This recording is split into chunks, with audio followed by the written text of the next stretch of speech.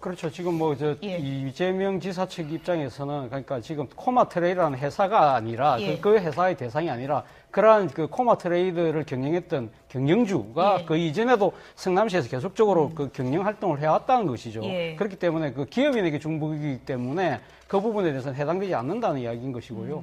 그리고 또 이재명 지사가 또 갖고 있는 혐의 중에 하나가 2007년도에 이 지금 그 국제 마피아 조직이라고 하는 조폭 그 조직원 2명을 지금 그 변호했다는 부분 아닙니까? 예. 그리고 그 부분은 뭐 인권 노동 변호사라고 알려진 그 이재명 지사가 과연 조폭을 변호할 수 있느냐. 예. 그때부터 무슨 그러니까 지금 코마트레이더와의 관계가 시작되기 전에 뭔가 거기서부터 그 고리가 시작된 것이 아니냐, 시작된 것이 아니냐는 그러한 부분을 이야기하고 있는 것 같은데요. 뭐 이재명 지사 입장에서는 당시 그 지금 조직원 2명이 자신들은 조폭이 아닌데 조폭으로 지금 이렇게 엮였다. 예. 그 부분에서 이야기를 했고 그리고 또 그 사건은 자신이 그 변호사 생활 20년 동안 하면서 수천 건의 사건 중에 하나에 불과하다고 그렇게 지금 해명을 하고 있는 것이죠. 예.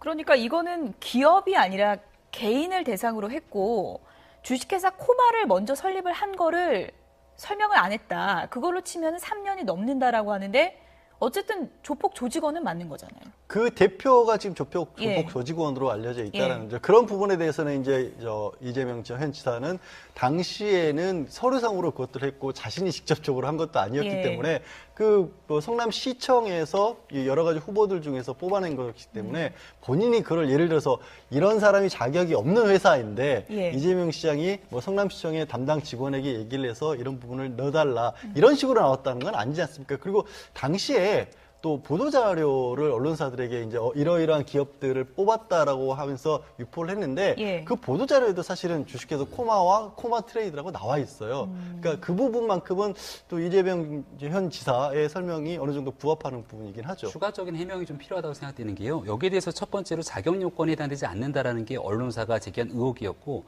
두 번째는 왜 성남시 관내에 있는 수많은 기업 중에 이 코마트레이드라고 하는 회사가 우수상을 받게 됐는가에 대한 심사표를 보고 싶다. 정보 공개 청구를 했는데 이걸 공개하지 않았던 겁니다. 예. 아주 깔끔하게 당시 성남시에서 왜 이 기업이 선정될 수밖에 없었는지에 대한 당시 심사표가 있을 거거든요. 예. 이것을 깔끔하게 공개하면 문제없이 해결될 일이라고 보기 때문에 예. 자격 요건에 대한 시비는 아마도 그 심사표를 보고 난 뒤에 추가적으로 논의할 수 있지 않을까 생각됩니다. 조폭을 변호한 것, 이 부분을 놓고서도 이제 논란이 되고 있는데 이 부분에 대해서는 이렇게 또 반론을 폈습니다. 이재명 지사 측의 입장 보시죠. 2007년 당시 이재명 지사가 변론한 사람, 조폭 조직원 이모 씨가 아니었고 피고만 수십 명에 이르는 대규모 재판이라서 알지 못하는 게 당연하다. 이게 뭐 직장인으로 치면 10년 전쯤에 세미나 가서 수십 명 만났는데 그중에 이제 한 명이나 알고 있을 것이다. 뭐 이런 주장이나 다를 바가 뭐가 있냐. 뭐 이렇게 비유를 한 건데 어떻게 보십니까? 뭐 지금 이재명 지사 입장에서는 상당히 그때 당시 피고가 많았기 때문에 예. 자신이 일일이 알 수가 없다는 것이고 그 사실 또 2007년도 당시 이 조폭 조직원을 변호했을 때 당시 지금 코마트레이더 대표인 이모 씨를 과연 몰랐을까라는 또 그런 의문이 예. 있는 거 아니겠습니까? 그 부분에 대해서 본인이 그때 피고인이 수십 명이 이르고 대규모 재판이기 때문에 자신이 일일이 다 알 수 있는 것은 아니었다고 지금 이렇게 해명하고 예. 있는 것입니다. 그러니까 이준석 대표를 그 당시 2007년 재판에서 멀리 떨어져 있는 상황에서 알았을 거다라고 보기는 어려움이 있다라고 저는 개인적으로 생각합니다. 다만 이재명 지사 같은 경우는 2006년도 지방선거에 출마를 했던, 그러니까 그 당시 2006년도부터 정치 활동을 본격적으로 했던 거거든요. 본격적으로 하고 난 뒤에 변호사의 활동들은 좀 다를 거라고 보는데 예. 2007년도에 조폭에 대한 변론을 했다라는 건 그때부터 굉장히 특히나 성남 지역에서 국제 마피아파가 대규모로 기소가 됐던 사건이기 때문에 예. 여기서 적어도 2명에 대한 변호를 했다는 건 국제 마피아파가 어떤 조직인지 정도를 충분히 인지를 했을 거라는 예. 것이고요. 그리고 이후에서 은수미 성남시장과 연결된 건이 나왔을 때 전혀 코마트레이드 대표가 조폭 조직원이라는 걸 알지 못했다라고 얘기했던 부분들과 조금 배치되는 측면이 있는 것 아니냐라고 얼마든지 의혹 제기는 가능하다고 생각합니다. 예. SBS PD 측에서는 또 이런 얘기를 했습니다.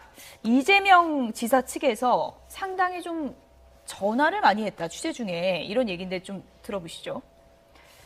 네, PD저널과의 인터뷰에서 이렇게 얘기를 했습니다. 김상중 씨, 그러니까 그것이 알고 싶다 진행자죠. 김상중 씨 회사까지 전화했다는 겁니다. 이재명 지사 측에서 한 명도 아니고 여러 명에게 연락을 했다. SBS 임원, 대표이사 비롯해서 김상중 씨 매니지먼트 관계자에까지 전화를 한 것으로 알고 있다. 이렇게 얘기를 했고요.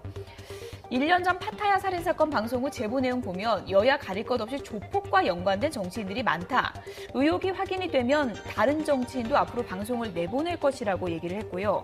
조폭과 권력을 연결하는 이야기 듣다 보면 여야 가릴 것 없는데 순서의 차이일 뿐 이재명 지사를 집중 이렇게 공략해서 한 거는 전혀 아니다라는 제작진의 입장을 전했습니다. 차 교수님. 네. 그런데 진행자 회사까지 전화한 건 좀 부적절한 거 아니겠습니까? 그렇죠. 사실이라면? 사실 뭐 예. 방송 내용에도 보면 그런 이야기가 나옵니다만은 뭐 이재명 지사가 이 SBS 아마 고위층에다가 전화를 했던 모양이죠. 그래서 담당 PD한테 미안하다는 이야기까지 예. 방송에 나왔습니다만은 또 진행자가 소속되어 있는 매니지먼트 회사까지 전화했다는 부분은 뭐 일반 사람들이 듣기에는 조금 납득이 되지 않네요. 예. 뭐 지금 사실은 우리가 이 방송 제작 상황의 생리를 아는 사람들이라고 한다면 예. 과연 진행자에게 전화해서 얼마나 효과가 있을까라는 예. 생각을 할 거 아니겠습니까? 예. 그럼에도 불구하고 전화를 했다는 것은 뭔가 좀 꿀리는 게 있는 것이 아닐까라는 의혹을 스스로 자초한 셈이 아닐까 하는 생각이 들고요. 또 하나는 지금 이재명 지사는 이제는 단순하게 그 뭡니까 기초단체의 장이 아니거든요. 예. 이제는 광역단체장이고 여건에 유력한 차기 대선 주자 중에 한 명이라는 것이죠. 이런 분이 자신과 관련된 의혹을 취재하고 있는 언론에 대해서 여러모로 이런 식으로 전화를 한다는 것 자체가 일종의 외압으로 비칠 수 있다는 것이죠. 이것은 어떻게 보면 이 자기 여건의 유력 주자가 언론을 바라보는 관점, 시각을 하나의 왜곡된 시각을 보여준다는 측면에서 예. 상당히 우려되는 측면이 있다는 뭐 비판도 가능하지 않을까 예. 생각이 듭니다. 이 제작 담당한 PD에게 직접 전화하는 모습이 이제 방송을 통해서 나가기도 했는데 이재명 지사가 이거 반박하면서 거대 권력의 음모라고도 표현을 했는데 네. 언론 입장에서는 경기도지사가 전화라면 그 또한 또 권력의 압박으로 느낄 수 있는 거 아니겠습니까? 그러니까 지금 PD가 주장하고 있는 거는 지금 보도된 거는 굉장히 많은 부분들 중에 일부만 보도가 되고 있는 상황이다라고 얘기를 예. 하고 있지 않습니까? 충분하게 의혹이 있는 부분들 중에서 팩트로 확인된 내용들에 대해서만 보도가 됐던 건데 여기에 대해서 전화를 해갖고서는 뭔가의 압박을 가하는 듯한 모습을 보이는 것은 굉장히 유력한 여권의 정치인답지 못한 모습을 보이고 있다 이렇게 예. 생각이 되고요. 저는 그것이 알고 싶다라고 하는 방송에서 제기되고 있는 여러 가지 의혹들이 충분히 가능하다고 봅니다. 특히나 이 정치라는 과정 속에서 이 지역에 있는 조직폭력배와의 유착이 만약에 의혹 제기와 같이 아주 일부라도 사실을 규명된다라면 이건 대한민국 사회에서 엄청나게 큰 문제일 수밖에 없기 때문에 언론의 사명과 역할이라는 건 그러한 의혹 제기에서 합리적인 의심이 될 때 얼마든지 이야기할 수 있는 거고 여기에 대해서 이재명 지사는 늘 그래왔던 것처럼 예. 본인 스스로가 당당하고 떳떳하다면 충분하게 객관적인 사실을 가지고 법적인 소송 등을 통해서 충분히 밝혀낼 수 있으리라고 생각합니다. 예. 이제 이재명 지사 측에서 이제 생각을 또 해본다면 여러 정치인이 있는데 너무 이제 이재명 지사만 부각된 그런 프로그램 성격 아니었냐 또 이제 반론을 펼 수 있을 것 같은데 이재명 지사 측에서 뭐 반론권이라든지 이런 네. 거를 뭐 요구할 수 있는 겁니까?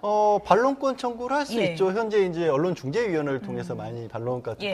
반론이란가 정정이라든가 이런 것들을 청구를 할 수가 있고요. 그건 이제 강제적인 어떤 것은 아니지만 이제 언론사에서 받아들일 경우에 보도를 할 수가 있죠. 이제 나중에 이제 그게 받아들이지 않을 경우에는 법적 절차도 갈 수가 있고, 저도 이제 어떤 면에 있어서 의혹이 있다라고 한다면 예. 분명히 언론의 의무이죠, 책무인데 다만 흔히 스모킹건이라고 표현하는 그런 것들까지 가기에는 조금 부족하지 않았을까 하는 생각은 좀 듭니다. 특히 이제 저도 변호사를 하다 보니까 그런지 예. 모르겠습니다만은 이게 조직원들 두 사람이 조직원을 변로한 부분이 조폭과에 연루시키기에는 적어도 그것만 가지고는 변호사 업계를 조금이라도 아는 사람이라면 예. 그렇게 말하기는 좀 어렵거든요. 더군다나 오히려 거꾸로 예. 인권 변호사이기 때문에 나는 억울하다고 얘기했다면 나중에 결론이 조폭으로 드러났더라도 예. 도와주는 게 사실 도와준 것도 그냥 도와준 게 아니고 당연히 그냥 사건 수임료를 받고 정상적으로 업무를 본 거기 때문에 예. 우리가 이제 일반적으로 조폭 사건 하면 변호사들 중에서도 그분들을 적극적으로 하는 사람은 별로 없어요. 예, 그래서 예. 그거는 조금 뭐 부족해 보이긴 합니다.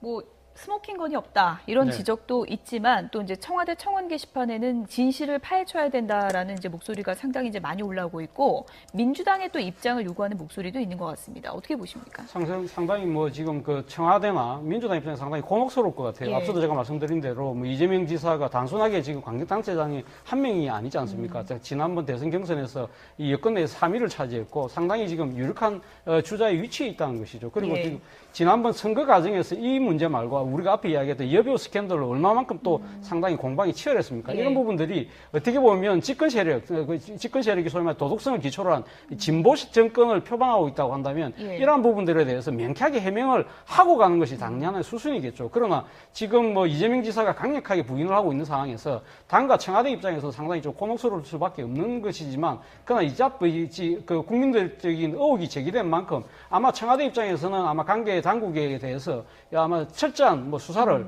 촉구할 수밖에 없는 상황인 것 같고요. 그리고 지금 민주당에서는 일체 지금 그 입장을 내놓고 있지 않은데 저는 민주당에서도 이 부분에 대해서 계속적으로 침묵하는 것은 옳은 태도는 아니라고 봅니다. 이것이 국민적인 의혹으로 점점 커지기 전에 이러한 것들에 대해서 먼저 답을 하는 것이 정치 이모 씨를 과연 몰랐을까라는 또 그런 의문이 있는 거 아니겠습니까? 그 부분에 대해서 본인이 그때 피고인이 수십 명이 이르고 대규모 재판이기 때문에 자신이 일일이 다 알 수 있는 것은 아니었다고 지금 이렇게 해명하고 있는 것입니다. 그러니까 이준석 대표를 그 당시 2007년 재판에서 멀리 떨어져 있는 상황에서 알았을 거다라고 보기는 어려움이 있다라고 저는 개인적으로 생각합니다. 다만 이재명 지사 같은 경우는 2006년도 지방선거에 출마를 했던, 그러니까 그 당시 2006년도부터 정치 활동을 본격적으로 했던 거거든요.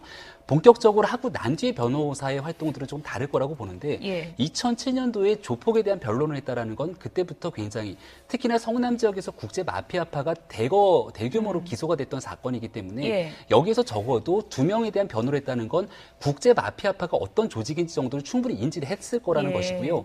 그리고 이후에서 은수미 성남시장과 연결된 건이 나왔을 때 전혀 코마트레이드 대표가 조폭 조직원이라는 걸 알지 못했다라고 얘기했던 부분들과 조금 배치되는 측면이 있는 것 아니냐라고 얼마든지 의혹 제기는 가능하다고 생각합니다.